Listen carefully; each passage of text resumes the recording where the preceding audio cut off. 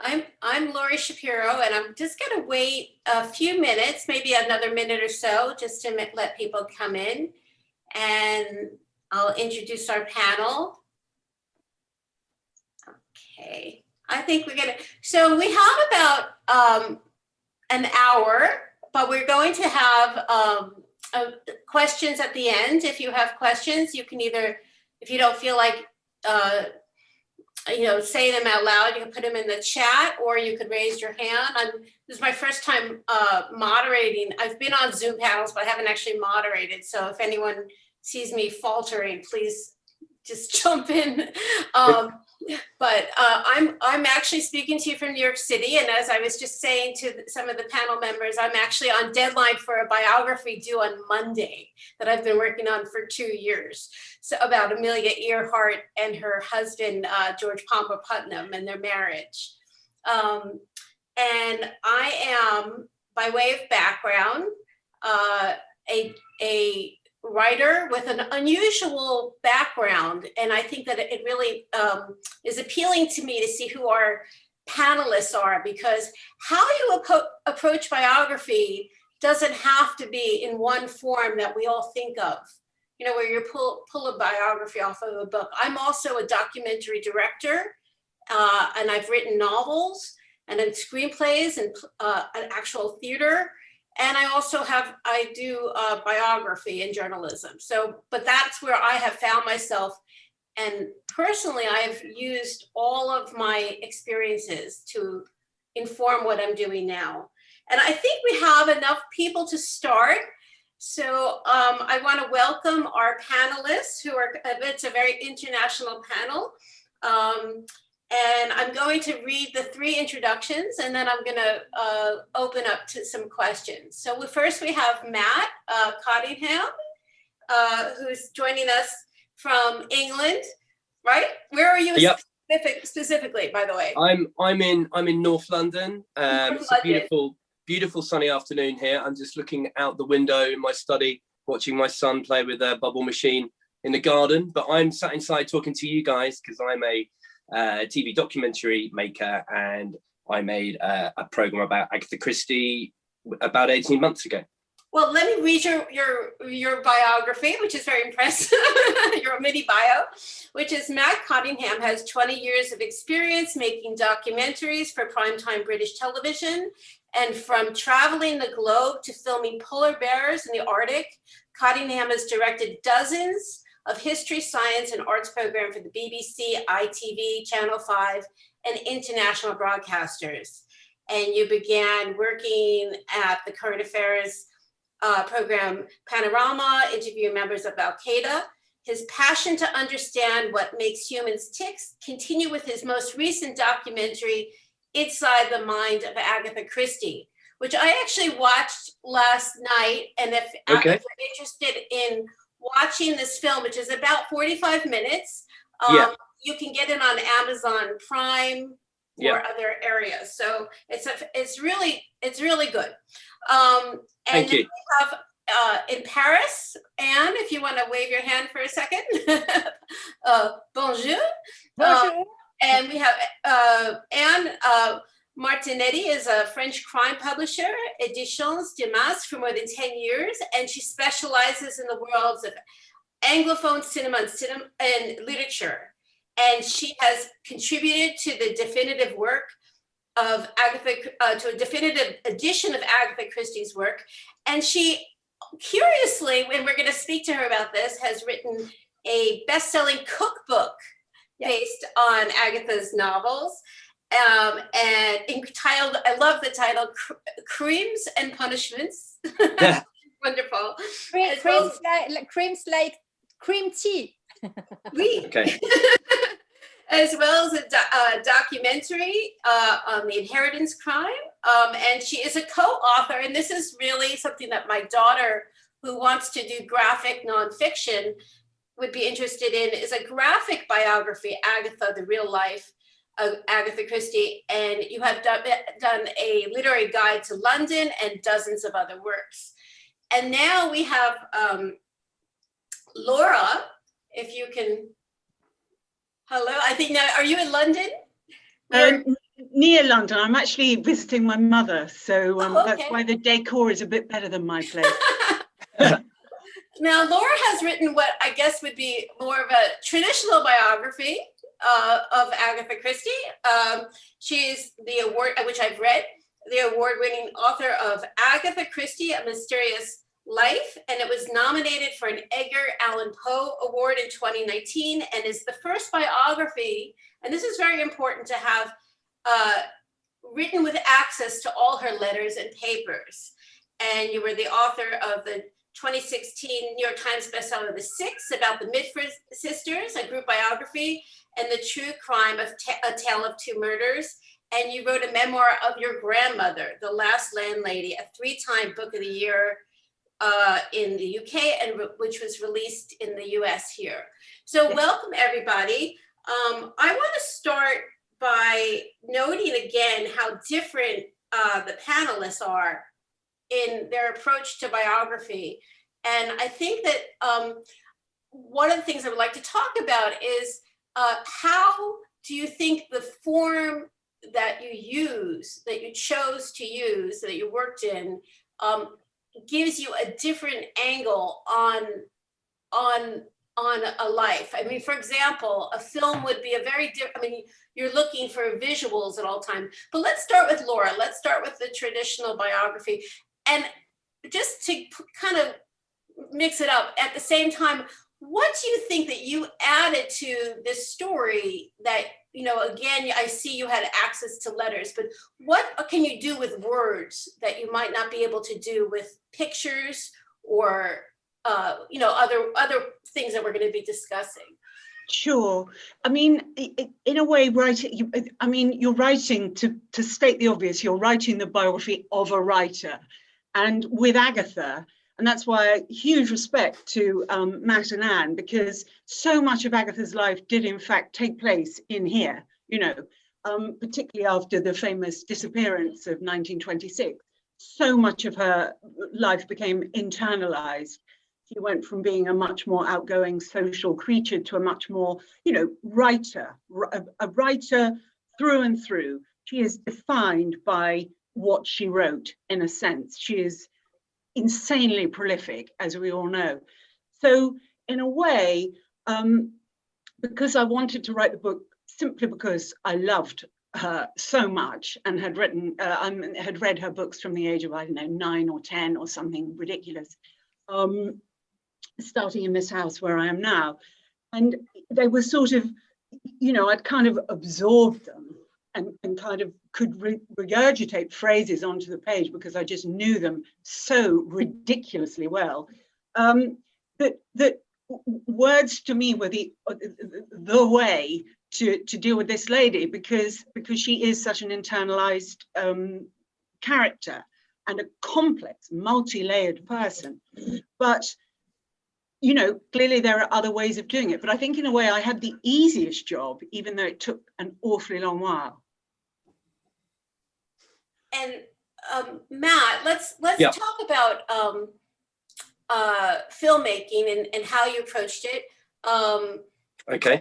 What do you think? Now you've made a lot of documentaries. What are you looking for in when you're telling a documentary? You're giving a documentary, a visual biography, and what?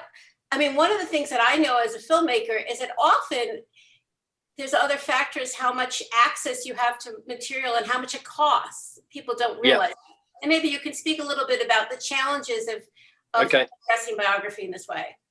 Okay, so my program was really designed to answer a pretty simple question, which is, we're familiar with Agatha Christie's books, but we wanted to try and understand what really made her tick. And like I do with all of my documentaries, my starting point was what footage exists of Agatha herself. And the first day on the project, I have a little search engine which shows me what archive footage there is. And I put in Agatha Christie and I got 3 clips, which is nothing, absolutely nothing. And they're all about 20 seconds long. So I was like, great, I've got about a minute's footage for an hour-long show. What the hell am I going to do, basically? But I watched these clips, and the third clip, the first 2 were just footage of her at Greenway, which is her family home. And the third clip was her walking in to her play, The Mousetrap, when it had just been one of the longest running plays in the West End. And there was a TV guy, that grabs her outside, and he said to her, "Why was this your most popular play?" And she said, "I don't know." And he then said to her, why is this play, why is this play of all plays? And she said, "I don't know." She couldn't answer two really simple questions. And I was fascinated at that point. I was really gripped by her. She was just incredibly shy. And I thought, okay, you may have no footage, but perhaps her personal life could be just as gripping as one of her murder mystery masterpieces. And so I realized, right, I've got about a minute's worth of footage, access to the family, and anything else that they can give me was going to be critical for this show. So we met with Matthew Pritchard, who's Agatha's grandson, and he fortunately gave us access to some stills of her, some absolutely fascinating audio recordings, basically her autobiography. She recorded most of it in her own voice, and some home video. And from there, we could get going and start to crack on with making our show. Okay, and now I'm going to we're going to go back to everybody in greater detail, but I want to go to Anne. And you have some of the more unusual approaches. And what can we get from recipes? What can we get from a graphic biography? I mean, what can you do that these two other panelists could not do? Yes, I choose to make a graphic novel and to make a recipe book, a cookbook, because there already have lots of interesting books and films with Agatha Christie, and I try to make books who doesn't exist already. So I love cook and I love Agatha Christie, and when I start to read, I have noticed that a lot of people die with excellent meals. So with muffin, with buns, with the cake, chocolate cake. In a novel. So I tried to make the recipes, and it was very good, indeed, without poison, of course. So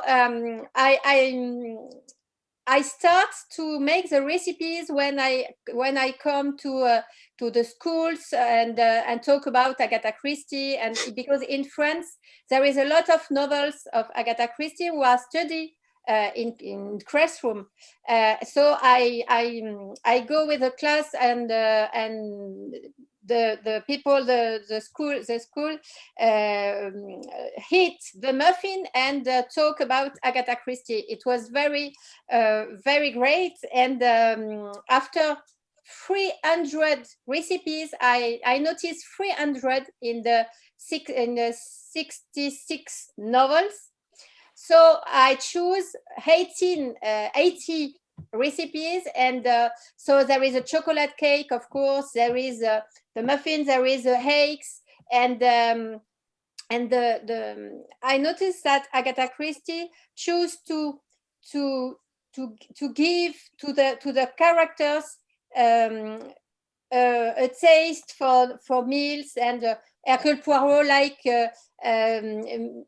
special meals, and go to the restaurant in London to there is he likes blueberry tarts, for example. And so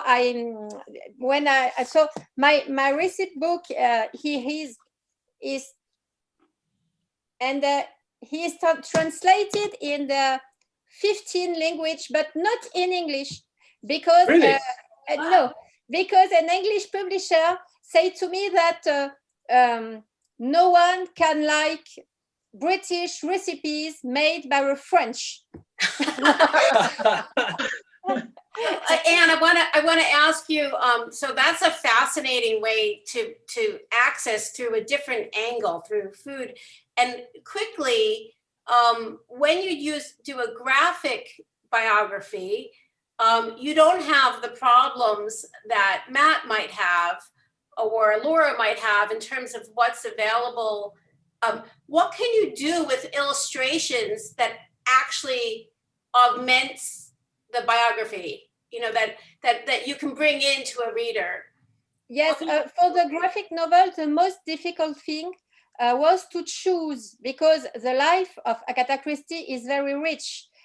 She was a impetuous girl, and she tried to play piano, to sing, to go around the world and make this extraordinary travel around the world, and go around literally around the world. So it was difficult to choose the most interesting things in the life of Agatha Christie and make the graphic novel with.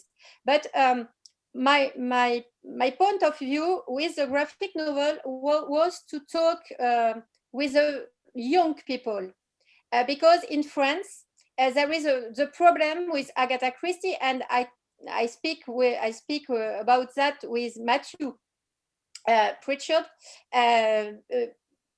In France, the people see Agatha Christie like an old woman, and she's the queen of crimes, but a queen like Elizabeth II, you see. Okay. So an old queen, and not the really adventurous and ambitious, and like I see her.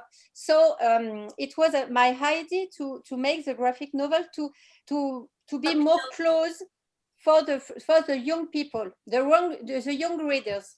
Well, this actually leads me into my next question, and I'm going to talk to Laura for a second. But when you start a biography, I have done 2 types of biography so far. I'm on my second with Amelia Earhart, who, you know, so many people have thoughts and attachments. And my first book was an unknown person. So I basically was introducing the boy in the stowaway to the world, you know. And so I'm curious with Agatha Christie. I was reading during my preparation that she is the most widely read author in the world. Is that correct? And you have many people who know her mysteries, and many people who know a basic biography, and many people who don't. So when you choose to do a biography of someone who's really well known, who is your audience? How much do you assume that somebody knows going into your book? And Laura, since you have the most classic version of a biography, perhaps you can speak to this first. I mean, you're so right, Laurie. I mean, I can remember quite early on in it suddenly becoming seized with absolute terror at the sheer monolithic fame of this woman, and thinking, you know, what the hell? How am I going to take this on? It is a bit like what Anne says. It's a bit like writing a biography of the Queen. But I love what Anne says about how she's, you know, how although her image is that of a kind of old, you know, the queen of crime, the old lady sitting with a cup of tea and her crumpets and the vicar and all this. And of course, she is way more interesting than that. And this whole other thing that's going on underneath in her, particularly in her Mary Westmacott novels, which were really, in a way, the most important thing of all for me. They told me more than almost anything. The novels that she wrote under another name, where she could be so much more honest about herself. So in a way, you know, this is a really weak answer, but in a way, I didn't think about who I was writing it for, because I think if I'd thought that, I would have just not been able to do it. I think the terror would have been too great at the sheer fame, the sheer 2 billion books sold, whatever, you know, all this kind of thing. I had to keep my eye on her from day to day, year to year, on how she thought of her life, because she wasn't into the whole fame, you know, all that kind of thing. She retreated from all that so much. So I tried always to keep a handle on the private, as I said before, the internalized Agatha. Because otherwise I think I'd have been too terrified to go on with it. So I've lost you, Laurie. I'm actually muting myself because my cat is outside the door meowing, and I didn't want her to take away from the spotlight of the panelists. I'm in my husband's man cave at the moment. So what I'm curious about is there are some big moments. I don't know how many people on this panel know a basic life of Agatha Christie, but she had a long and varied career, and she had some interesting moments that have become well known. We will perhaps, one of the things that happened early in her career was after publishing, she disappeared and I'm wondering how much, well, actually, Laura, we'll come back to you, but I'm going to go to Matt with this. Like, okay. How much do you assume? Now, you have a wider audience. You have a television audience. It's not necessarily a reading audience. It might be maybe they are, maybe they're not. But how much do you assume that people know about this big moment? I mean, people know, for example, that Amelia Earhart disappeared, but they don't know what led up to that. Like, what do you okay. think So about I was largely an Agatha novice. So when I started off, I didn't know about that moment, and it fascinated me. So I was like, okay, that's big. I need to get involved with that. Perhaps you can briefly explain that moment for the audience. Yeah, what happened was in 1926, Agatha's mother had died. She'd just written her sort of breakthrough novel, Roger Ackroyd, her first sort of big. When she was on the way to becoming a household name. She'd made it, right, as a writer by then. And she disappears. She just disappears completely off the face of the earth. The police can't find her. There's a field day in the press. All the press are running with this. There's searches all over the countryside. They find her car sort of at the bottom of a hill, abandoned. And it's sort of the biggest story in the country at the time. She turns up 11 days later in Harrogate, which is a spa town in the north of England, hundreds of miles away from her home. Why did she do that? Who knows, really, but it was it's probably the biggest controversy of her life. And it's why when I was making the documentary and I spoke to Laura and I decided that we'd go and do some filming in Harrogate. In the documentary as well, by the way. Yeah, sorry, yeah, Laura's in the documentary. We decided. Too. Yeah. Yes, so that was what was really, really fascinating about Agatha. I mean, it's the big plot twist of her own life, really. Why did she do it? And I think in my documentary, certainly the family have a different opinion to probably someone like Laura and to other sort of academics and people who know Agatha well. I don't think we'll ever find out. And Agatha has certainly never said herself why she did that. But what we do know is after that, she became incredibly prolific, incredibly popular, incredibly successful. But Laura might want to pick up on what her theory is about why she went. Oh, sure. Well, as Matt, I mean, Matt's kind of given a brilliant resume, but the key thing in April of 1926, her mother died, as Matt said, her beloved mother.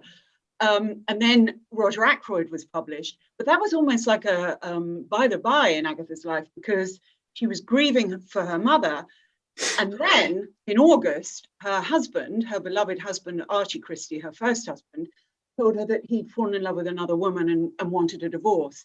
And as far as I'm aware, and I had the great privilege and delight of meeting Agatha's daughter, Rosalind, her only child, before she died. It was pretty much that double blow of mother plus husband being lost in the space of 4 months. In a woman of 35 who up to that point had had a rather pleasurable, protected life in which kind of nothing bad had happened in a way. In a way, she was still emotionally very immature. And I think she had, today we'd talk in terms of mental health and, we would have probably a lot more sympathy with it, but she did have kind of breakdown. And the whole Harrogate thing, from the facts of it, we kind of know that she went up there hoping that her husband would come and find her and that he would feel guilty and that the marriage would continue. But it backfired. It became a whole, as Matt said, a whole sort of cause célèbre in the newspapers. And her private grief, as it were, became a public scandal. And I don't think she ever really got over it. I mean, that's what, you know, everybody said. You couldn't mention it or anything like that. So it's 11 days, but it went on another 50 years, really. Would you say that Agatha was a introvert? And would you say that one of the, I mean, for me, one of the hardest challenges as a biographer is to get to the emotional life of a protagonist who's has a public persona and keeps a lot of stuff private, which is also the way people were taught to be earlier on in a pre-Instagram era. But how, and maybe Anne, let's talk to you, and then I might quickly go through the panel. How do you crack a person who keeps a protected interior, who keeps things to herself? And I know, Laura, we'll talk in a second about the letters, and Matt, I also saw you had audio access, which we can talk to. But Anne, what did you do to try to get, you know, you're doing a visual book, you're doing a cooking book. How do you get into her emotional life? I think that's the hardest thing for a celebrity biography. I think that in concern of the recipes, Agatha put in the novels all the meals she loved. And the clotted cream was her favorite dishes, and there is clotted cream in a lot of novels.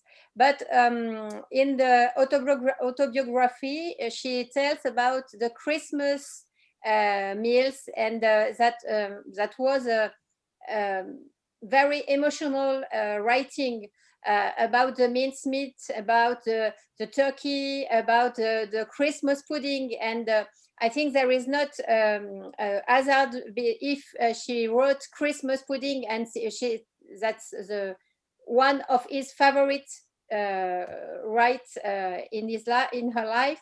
So for the graphic novels, we choose to put this period in a comic way, because in the graphic novel, Hercule Poirot is near Agatha all the time, and she's very angry about him. It is too fat, he's too serious, and it was very funny for us to imagine that Hercule Poirot was near Agatha during all her life. So he's with Agatha in Harrogate, and he must lose weight because he's too fat.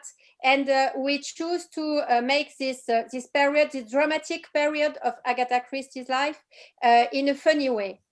It's an interesting access, and Matt, I want to know, how do you attack this challenge? Because you're working with documentary footage, and you have in many ways you have to create your own footage that doesn't exist, through people that know her. But how did you attack trying to get her most hidden views on life?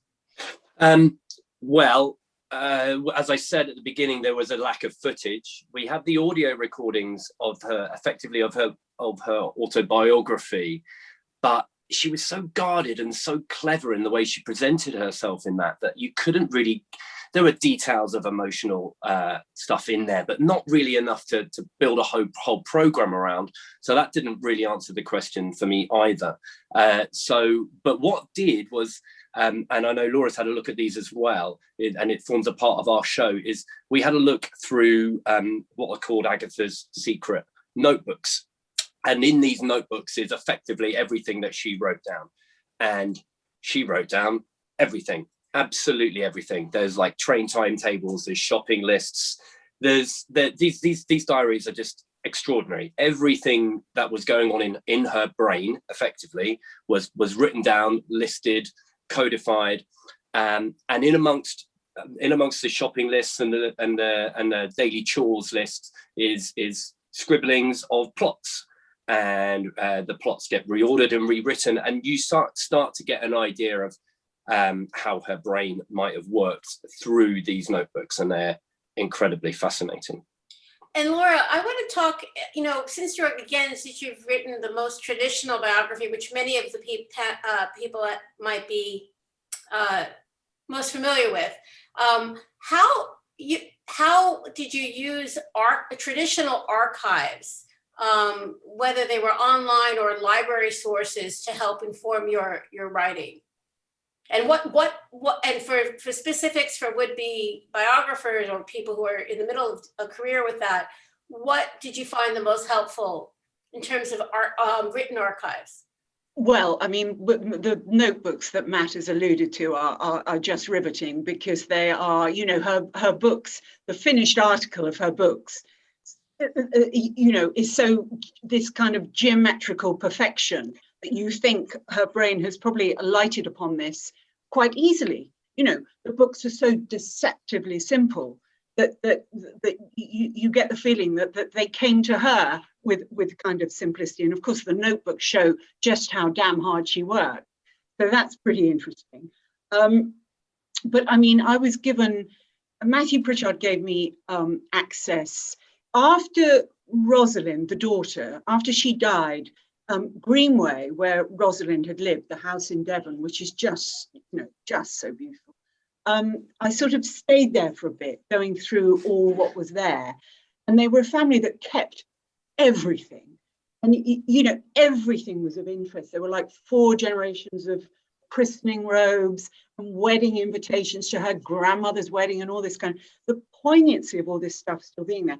And probably most poignant of all, the love letters that Archie Christie had sent her, her first husband, the one who, exactly. They were all kept. That was, they really were very lovely letters. You can kind of feel, the shock of the disappearance in reading, how much love he'd had for her, really. But what were also really riveting were the letters that she'd written, back and forth, to her second husband, Max Mallowan, who was obviously away. He was in North Africa during the Second World War, and the letters between the two of them, they were gold. They really were. Because I want to ask you though, specifically though, for someone who might not have access to a family, which is a lot of biographers where they were article, did you use, I rely on things like ProQuest or newspapers.com in addition to interviews, but did you go to libraries and were there specific use of newspapers or articles, and what could somebody, especially in a pandemic era where not everybody can get out and travel in the world, what did you use from home as well? Or in the library? Yeah, well, newspapers, as you say, particularly with the disappearance, because that was covered in a very tabloidy way. I didn't do it from home. This is going back a while now, and there was still the old newspaper library in North London, but it was, and I was there for days. But newspapers, anything. Don't you think, Laurie, if you're interested in a subject, going to we're talking about words from my point of view, but places, going to Harrogate, I kind of reenacted her disappearance. The train, the wandering around, the going to the place where she disappeared late at night. I kind of did all that. I think going in someone's footsteps. I know I've talked a lot about letters and stuff, but I think going to places actually is almost more important than anything. That's to look at what they saw, Well, and so that is something that people don't often think about when they're writing a biography, that it's not just about facts. It's almost like, especially a non-academic biography where a publisher is looking they're looking for character, they're looking for plot, they're looking for narrative, but they're also looking for place, a sense of place, something that people, it can't just be in the ether. It's, and where do you feel that your stories are located? Are they all, does it shift with her life, or do you feel that it's, one thing that's fascinating is that you're coming with a different cultural perspective as well. So you have, I think it's difficult for someone who's British to know what it would be like for someone who's not British to access this life. You have an outsider view. Where do you see the location of your Agatha Christie work? Is there a location? I think the location who almost represent Agatha Christie is today is Greenway. When I came to Greenway, I was invited by the festival, and I cook in her kitchen with her plates, and I make a delicious dish for people who came around the world, and Australian people and New Zealander people, and I think we all have the same emotion about this cake. And this cake is a weapon, a weapon of crime in the novel. So when we taste the cake, and I was very impressed to cook in the kitchen where she cooked. Oh, wow. A few years ago, and I stand in the same place just before the kitchen, the oven, and I was so impressed that when I think that she was here and she was cooking a cake or fish or whatever, and I think there is, and I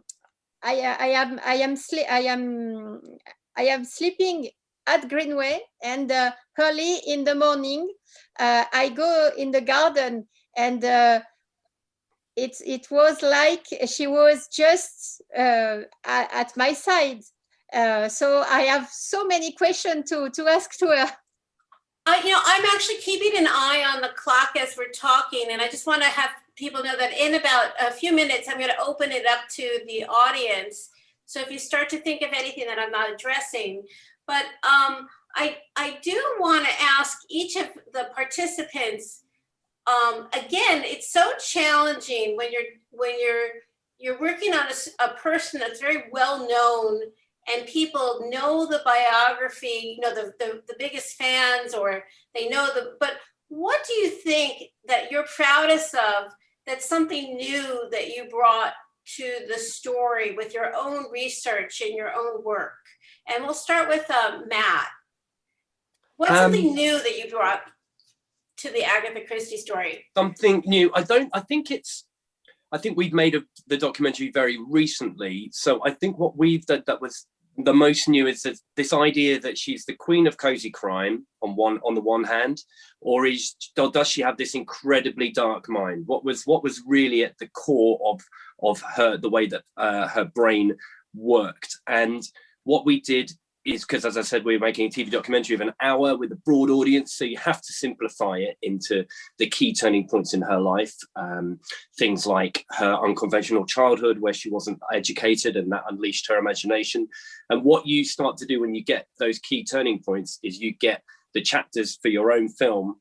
And what they are is, all of them, it struck me, were incredibly dark. There is, a lonely childhood where she's her friends are all imaginary. There's her time as a World War I nurse, where she's seeing horrific things every day.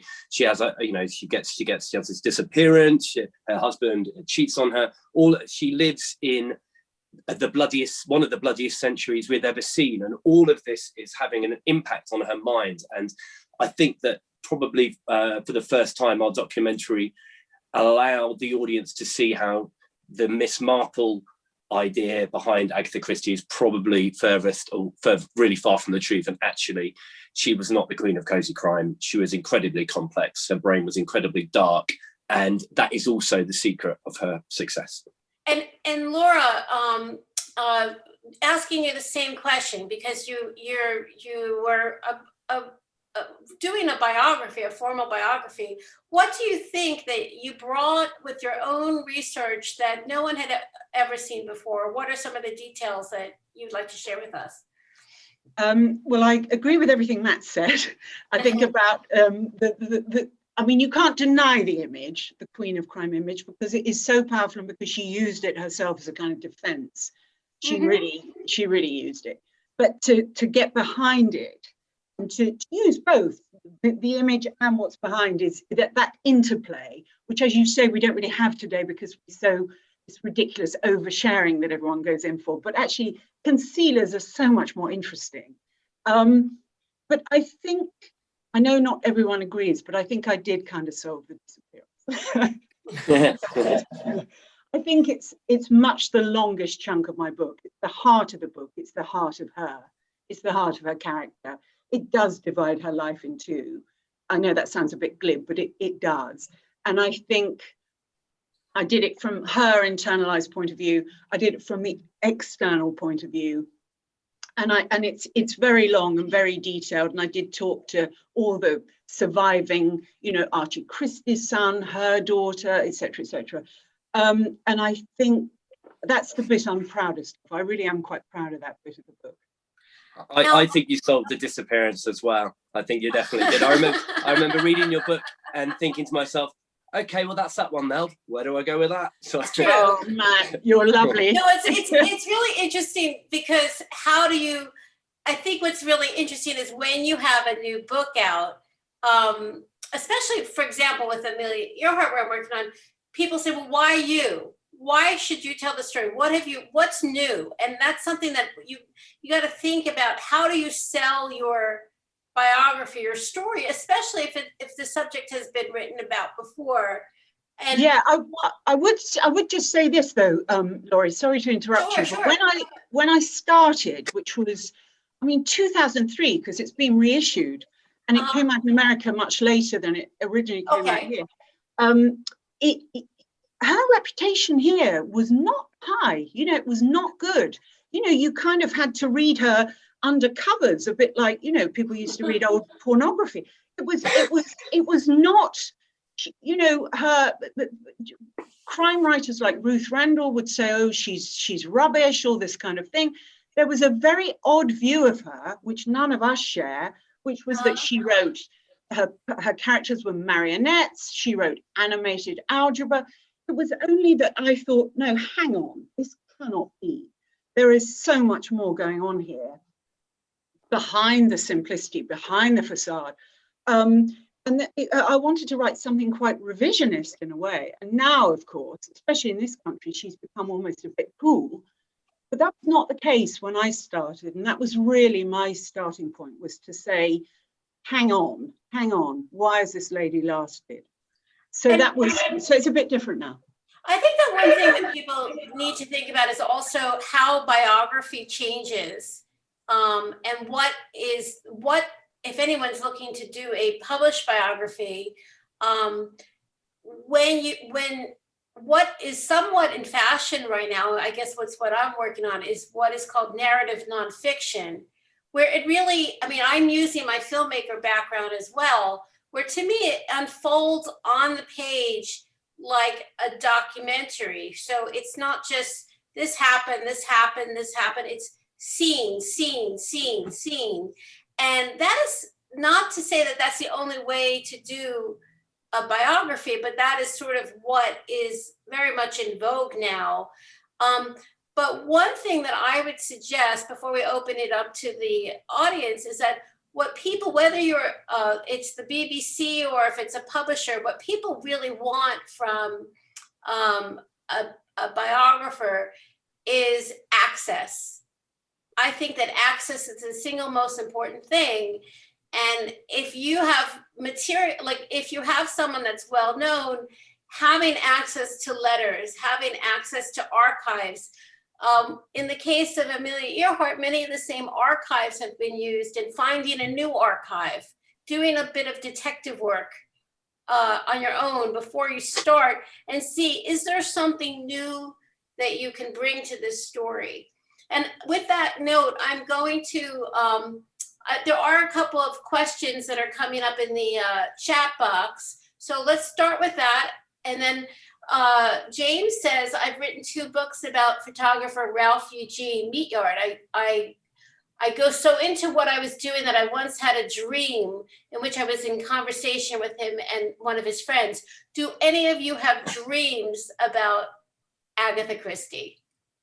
That's so weird. You have the most dreamlike of the bios. So we'll start with you, Anne. Do you have? I just dream about muffins and chocolate cakes and not about ghosts. But I totally agree with Laura when she says that probably the best crime novel of Agatha is her life.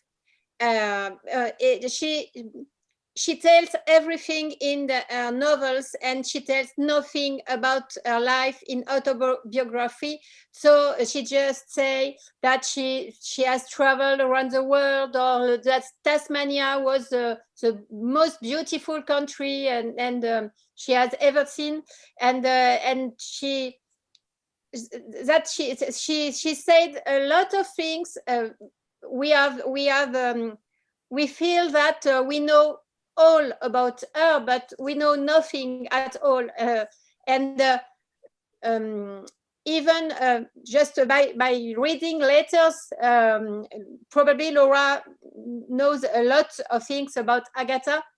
But when you read just the novels, you can find in the novels all the characters, and she is a part of her characters ever. Okay, and I'm going to see, let's see, Stephen Miller said, Laura brought up an interesting issue about Ruth Rendell's view of Christie that P.D. James was also very critical. Did Christie's reputation among fellow crime writers prove to be a challenge? Laura, do you want to take that one? Yeah, sure. Although oddly enough, I met P.D. James, and she was quite nuanced about Christie. I mean, she did pull apart some of her plots, but she talked about, this alternative artistic universe that she inhabited, Agatha. That it's a kind of construct, isn't it? And that the rules are different, and that is what she created, and that's acceptable. But I mean, certainly, as I said before, when I started writing this book, I can remember going on BBC Radio and talking about her. And a couple of crime writers whom I shan't name were so rude. They were so rude to me. They said, how can you write about this woman, this snobbish, awful woman, all this kind of thing? And I kind of, it was like it was all being aimed at me. But it was insane. But now, I think this idea that it is an artistic construct, and that the simplicity is deceptive, and the adaptations have got so much better. And you also get documentaries like Matt's, which probe beneath the surface, the perfect polished surface. And there is this new way of looking at her in Britain, no question. But certainly at the start, yeah. But now you get people like Val McDermid who revere her. So good for Val. Actually, you brought up the adaptations, and Anne, one of the things I wanted to ask you is about how you've written about the various ways that other cultures and other places have promoted Agatha. And how many different? I was shocked to see Bollywood. I didn't even know. I'm just, there's a wonderful Bollywood dance which I could put in the chat later. But what did you find? How is Agatha read in different parts of the world, and what are some of the places that we might not expect to find her? I think the adaptations are always interesting because the stories of Agatha are very simple and very difficult in the same time. So each country keeps just the themes of interest in the country. So in the Indian movie you talk about, there is a simple story between a husband and a wife. So one kills. Which film is it? I don't remember the title, but there is one film with Hercule Poirot in Bollywood. So it's very funny. And what is interesting in the adaptation around the world is that the characters match everywhere. There is a jealous woman match everywhere. The criminal husband always. It's the themes are universal. Absolutely, yeah. But in France, when I started to interesting with Agatha Christie 30 years ago, and start to make the recipes, everyone say to me, but why make English recipes? And it was mint sauce and roast beef and Yorkshire pudding. And after a few months, my friends come to my house and ask from the Yorkshire pudding and ask for muffin and ask for the mint sauce. And when I come to England, the English people say to me that why interesting with English cooking? And I think that there is the best cooking in the world for the buns, the muffin, scones, and clotted cream. It's the best in the world. I'm going to take one of the other questions and give it to Matt to answer. So this is coming from Marsha Biederman, who says, here in the US, murder on the Orient Express is popular because members of different social classes join to commit a crime. I've read that British readers of Orient Express couldn't guess the ending because they never imagined that aristocrats and servants would unite this way. What kind of politics did Christie have? What kind of politics did she have? I didn't think she was that political, really. I think, and she was not really from the upper class, and she wasn't really from the lower class. So I don't think that influenced her. I think she sort of personally stood outside of politics and probably didn't really get involved with it.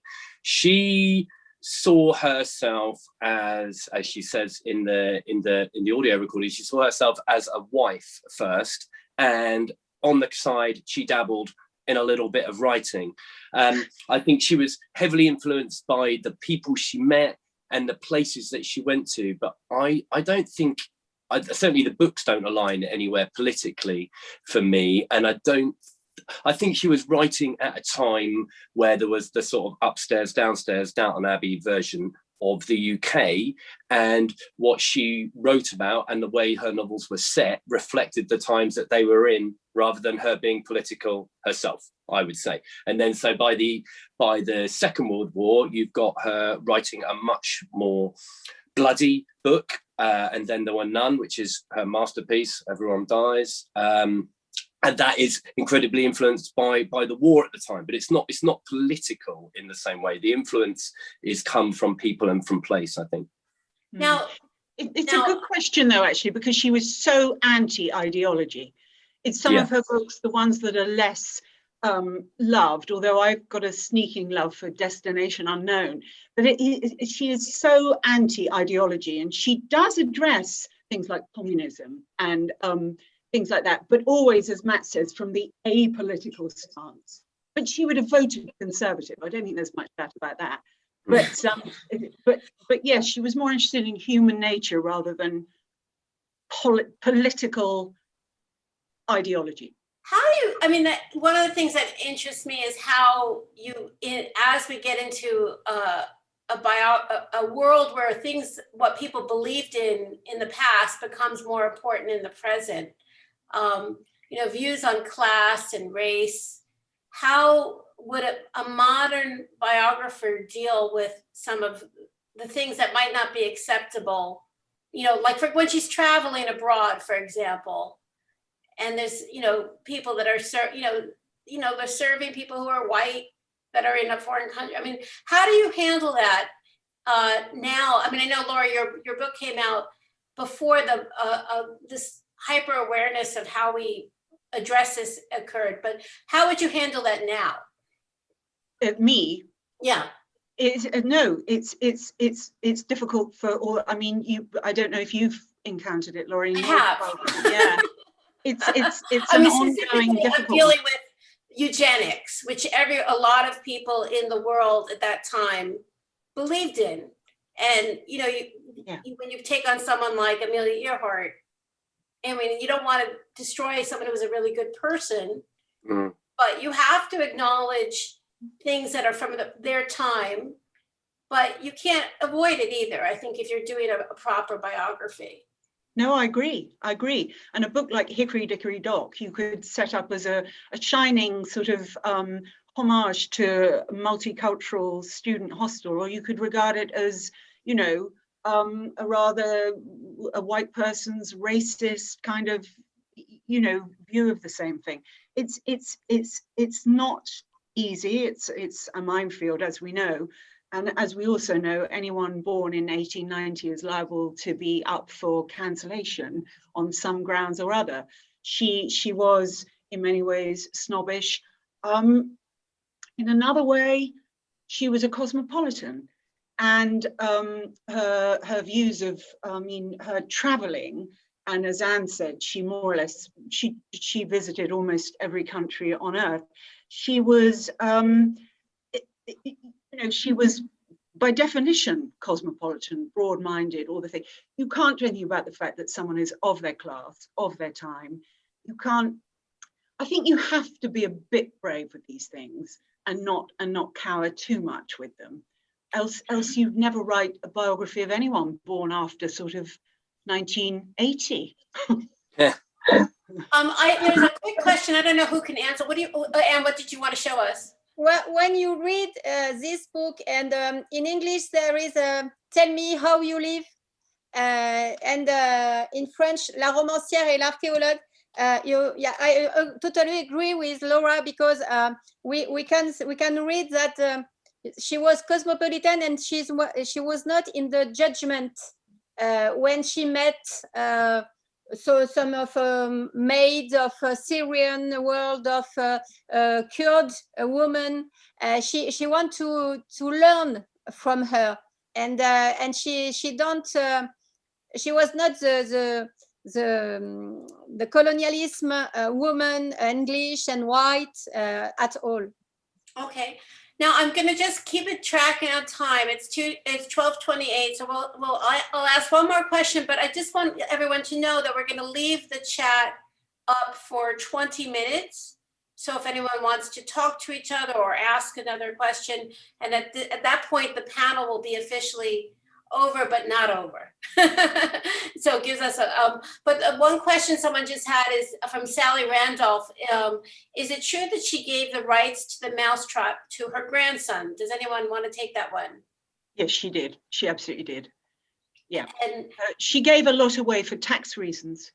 She was always because she was always in trouble over her tax through no fault of her own. So she gave away huge amounts, including the mousetrap. Yeah. Does anyone want to ask a question on camera? Is there anyone who has a specific question? Or, okay. And is there any last thoughts that you would like to leave us on your experience of writing or filming or illustrating Agatha Christie? What did you learn about yourself? What did you learn about yourself by doing it? I've got a thought, which is I'd never done a biography before. My documentaries are more the narratives are subjects, but they're not individual people necessarily. And what really struck me is biography is such a privilege that people live their whole life and they try to present themselves in a certain way. And then we come along and I've got an hour of telly and we just blow it all out the water potentially. And so it's an incredibly powerful thing to do, to write someone else's story. Wow, what a privilege. And I hope that I did a good job. I don't know if I did, but I just, that was what I was left with. And I'd like to continue to do them because that was pretty special. And Anne, what did you learn about yourself by doing this? That I would like, Agatha Christie is a woman who inspires me, and since a lot of years, and I hope that I can have her determination, and it's the great she wants to not to win, but she wants to act every day, and that's what I see in her novels, that the people act. Maybe they commit bad things, but they never the life of the characters of Agatha Christie and her life is always volunteer. And Laura, why don't we leave you with the last formal question? Actually, someone said that I might have cut you off about a dream that you had about Christie. So if you could finish that and then tell us what you learned about yourself. But it was such an interesting remark that the guy made about the dream, because I always feel whenever I dream about one of my subjects, I know I've got under its skin. I did dream quite a lot about Agatha and Archie being in their love story. I know it sounds really weird, but you kind of know you're getting to grips with the book when that happens, I think, when you dream about them. Do you get that, Laurie? I do. I had my, I mean, I've been working for a few years, but I had my first Amelia Earhart dream, and I was flying, which is probably, fantastic. But for, Laura, what would you, before we leave the chat room open, what did you learn about yourself by taking on Agatha Christie? That I'm really lazy compared with her. Because, you know, and the writing, what I admired her so much. And I so agree with what both Matt and Anne have said, that the privilege of writing someone's biography, particularly someone as private as her, you know, you did feel a kind of guilt, you did feel a kind of responsibility. It's all very well for me to say guilt because I went ahead and did it anyway. But it you know, it is a privilege and it is a responsibility, and you do try to take that as seriously as possible. But what I loved about her was the way in which she wrote. You know, writers are so precious. You know, I've got to have my special room, my special desk. Oh, I'm too tired. Oh, I'm too hungry. She would just sit and take out one of those books and just get on with it. And that is what I have striven for ever since I wrote that book, with varying success. But you know, she is an inspiration. It is a cliche, but she is an inspiration. Well, I want to thank everyone, and I want Laura, Laura Level, maybe you can help here, but we're going to keep this Zoom open. Is it for 20 minutes? Is that how what we're doing? And if anyone wants to ask, and you can, you know, we're officially over, but you know, we're going to hang out a little bit and people can talk or communicate, and okay. I'll stay around. So if anyone has any informal questions, I'm going to stop talking. And thank you so much for joining us, and thank you to Bio for allowing this panel. It's so fascinating, especially for me. Also, on a personal note, just taking on someone so big is really one of the biggest challenges that I've had as a writer. I'm used to lost history and people that no one knows, and that's really fun. But to take on someone that a lot of people have an idea about is quite a challenge. And it's been really great to get your expertise on that, on how do you attack that problem. Great, thank you. So goodbye to anyone who wants to leave, and if we have any questions. Next time I come with my muffin. Real life. Who's that dog? Is that my dog or is that someone else's dog? That's not my dog. I have a cat. Who's your dog? Laura, how long did it take you to research and then write your Agatha bio? Yeah, I saw that pop up. A while, yes, quite a long while.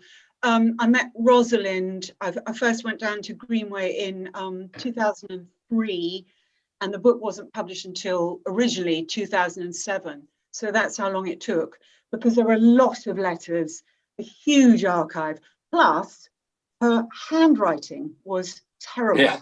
For every letter, you remember that, Matt? Every letter took me so long to decipher. I know that sounds weird, but that probably put about 6 months on it, to be perfectly honest. But also, you know, it's a long life. she covered the whole of the 20th century pretty well, not the whole of it, the first 3/4 of it. You know, it was big, much bigger than anything I've done before or since. But my goodness, what a privilege. If anyone wants to unmute themselves, this is a time to really just talk casually. Andy? I actually have a question for Matt. Matt, first off, this was a wonderful panel. So I'm just happy that you all, and Laurie, wonderful moderator, just wanted to make sure I said that. Matt, I'm the lone documentarian on the board, on Bio's board. So like having you on the panel was a treat for me. I do have a question. It's not about Agatha. It's about documentary, just about filmmaking in general. I'd love to hear your opinion.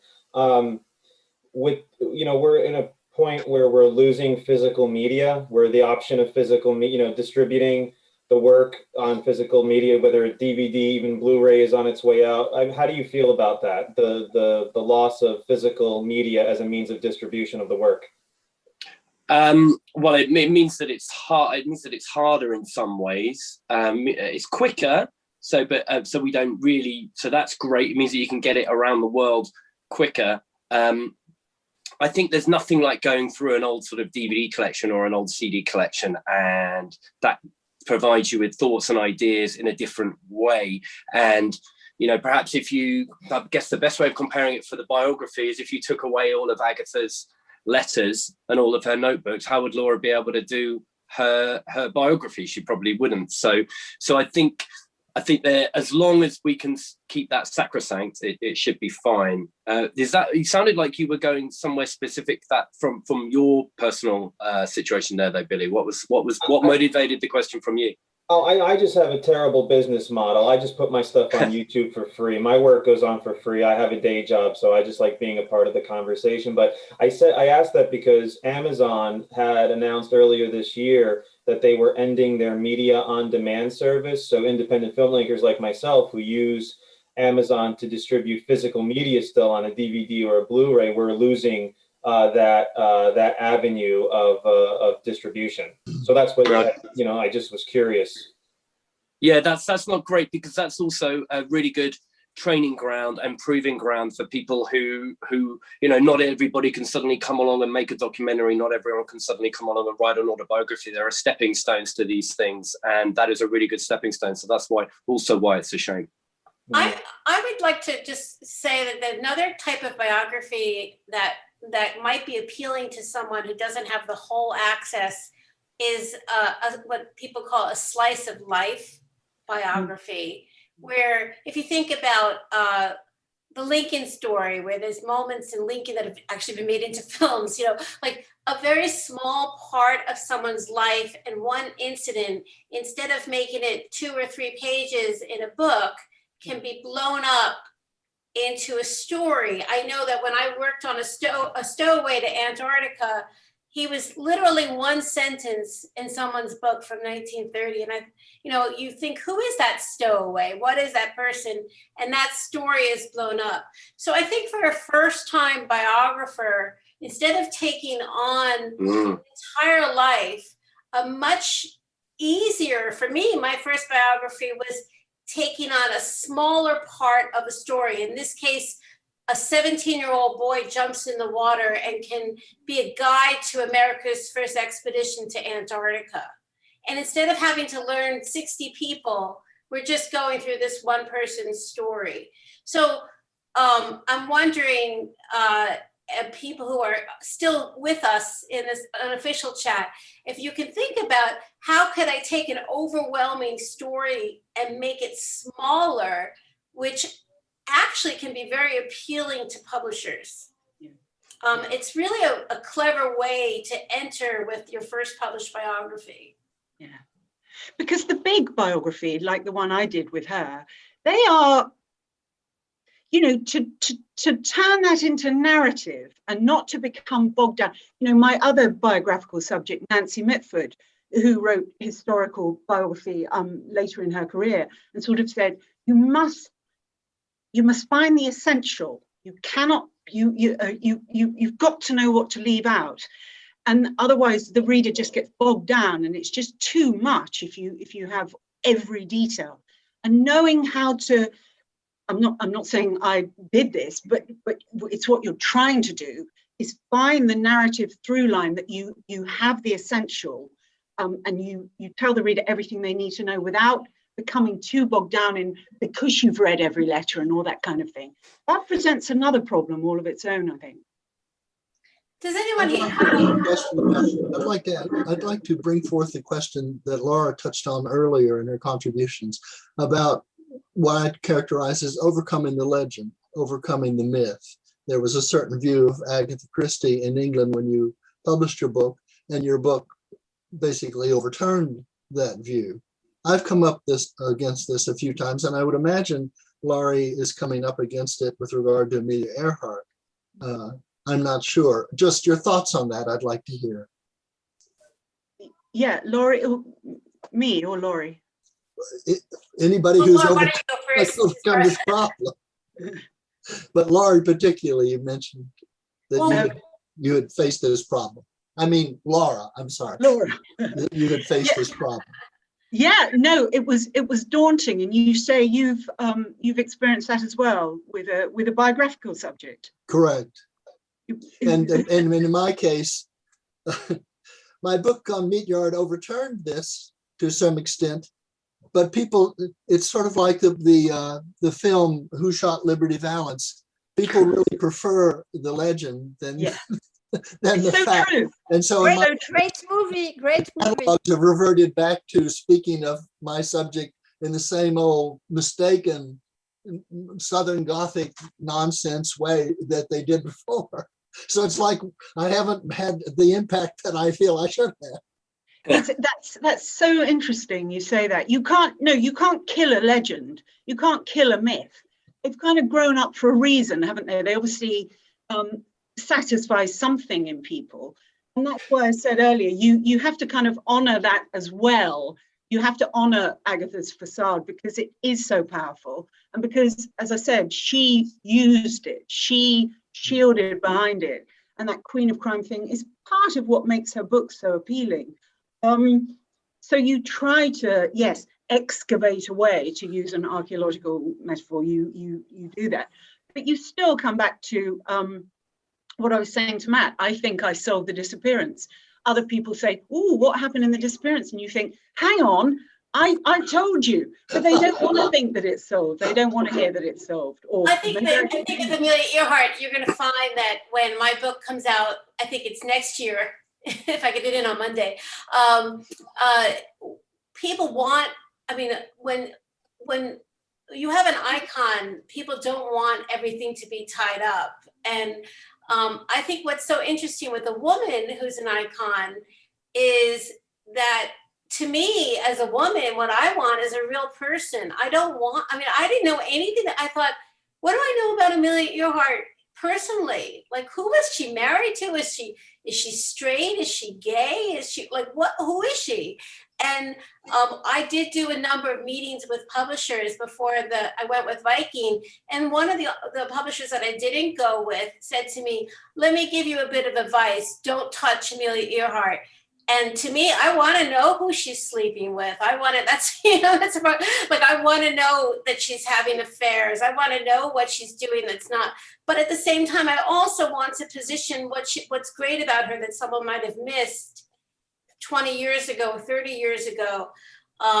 Was she the greatest pilot? Well, in 20, 30 years ago, people will say, she was the first lady of aviation. Is that what's really important about Amelia Earhart? How you reposition her in 2021? What is important about Amelia Earhart?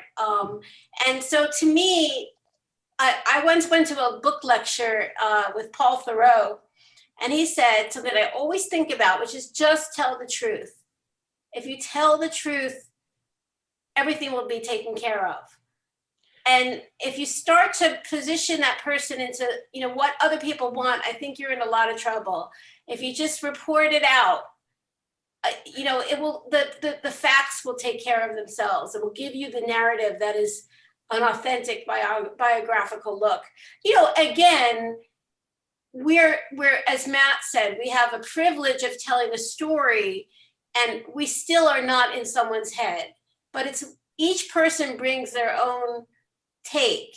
And I'm sure in 20 years, someone else is going to look at Amelia Earhart. There hasn't been a big biography for 20 years, but in another 20 years, someone is going to look at her and have a different view of what I have that brings their time. I mean, I'm coming out of the Me Too era as well. You know, this is a different time than, I mean, I had biographers that are women. They're saying that she's not, you know, she wasn't that kind of feminist. You know, what? You know, if there's someone who's 75 or, you know, look, and I'm looking at papers in like, you know, the most radical feminist societies where she's saying, I don't want to be called an aviatrix, I want to be called an aviator. And writing for feminist papers, but all the biographies say she never considered herself a feminist. So you're making me very excited to read your book. But what I'm trying to say is that you need to think about what your time can bring as well. But again, just tell the truth. If she didn't, if you're in the case of Amelia Earhart, if she didn't know how to fly a plane perfectly, tell the truth. You know, or in case of racial issues, what can you do but tell the truth? You know, to me, that's, you can't go wrong that way. I have a question for Anne. I've read quite a few biographies, you know, like Laura has written, and I've seen a lot of documentary biographies such as Matt does, but I'm really unfamiliar with graphic biography. And I would like to know what, as a graphic biographer, what did you expose or reveal about Agatha Christie that couldn't be revealed in the other two media? I think the question is not to reveal or not facts about the life of Agatha Christie. It's a question of, it's a point of view. I have a personal point of view about her life, and my co-author Guillaume Lebeau chose to make the character Hercule Poirot as a closer friend of Agatha. So we see Hercule Poirot in all the scenes, and it's more easy for us to have talks between Poirot and Agatha. It's the best way we find to have fun with a graphic novel, to say real things about her life, and always and the part of imagination he stand with Hercule Poirot and not with Agatha.